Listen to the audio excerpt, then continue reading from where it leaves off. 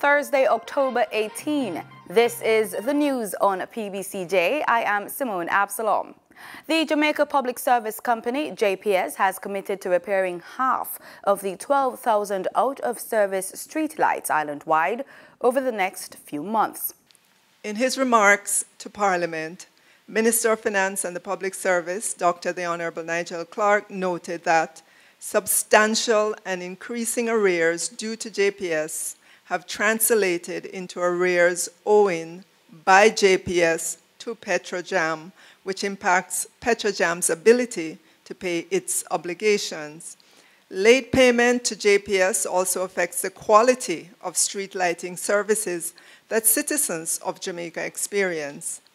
Minister Clark said that JPS has committed to getting half of the 12,000 out-of-service street lights repaired over the next few months. State Minister for Finance and the Public Service, Favour Williams, says the government recently allocated $7.1 billion to local authorities to pay outstanding and current charges for street lighting. Speaking with journalists at a post-cabinet media briefing at Jamaica House in St. Andreas today, Williams underscored that late payment to the power company affects the quality of street lighting services that citizens experience. That this is excellent news for the many Jamaicans who have been reporting that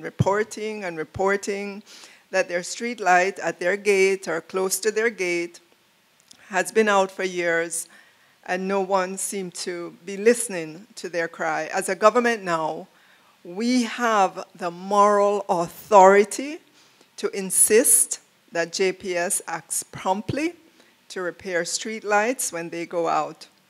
We also believe that remedying the street light issue removes what we believe to be a condition for criminals to be opportunistic.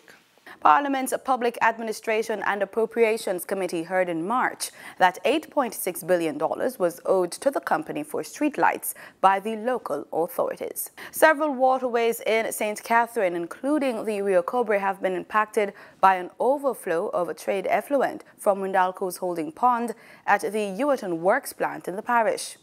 The affected waterways are in the vicinity of Bintloss, Vanity Fair and Charlemont Footbridge. Residents are advised not to use water from the affected areas until further notice. A media release from Windalco said the overflow was a result of continuous rainfall on Sunday. The company said there is increased routine monitoring and the overflow of effluent has now ceased. Windalco says it's monitoring data showing that there is a gradual improvement in the affected areas. Cabinet has given approval for the signing of new air service agreements with the government of Slovenia, the Kingdom of Morocco, and the Bahamas, as well as South Africa. This was disclosed by Minister of Education, Youth and Information, Senator Brill Reid, during Wednesday's post-cabinet press briefing. Cabinet took special note of the outcome of the International Civil Aviation Organization, ICAO, Air Services Agreement, which since 2008 had provided states with an avenue to conduct air services negotiations or consultations. This is important in negotiating direct flights to Jamaica. Cabinet noted that Jamaica had participated in 16 air services agreements negotiation sessions since 2008. The Financial Services Commission, which is conducting the probe, says it's trying to locate the operators of the illegal scheme so it can issue a cease and desist order.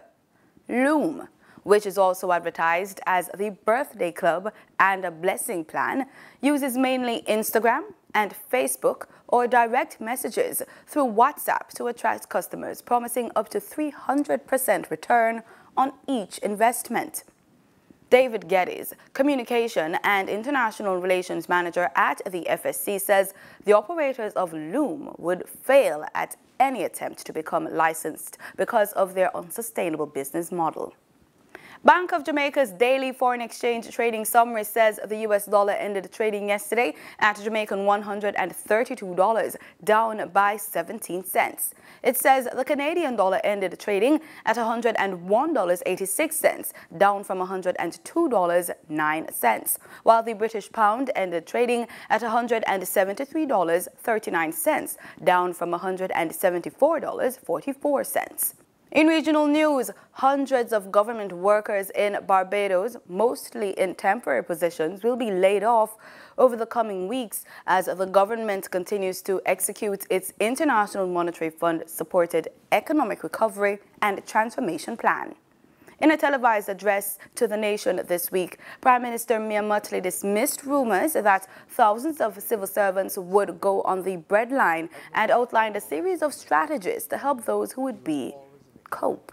Even after severing ties with the employees, Mottley promised they would not be abandoned. She said the government would be establishing a household mitigation unit to assist the retrenched workers. Additionally, the Prime Minister said affected workers would be given priority when the government rolls out a project to digitize its vast records in January, and the government will amend the laws to establish an affirmative action program to allow for up to 20% of the value of government goods and services to go to affected workers.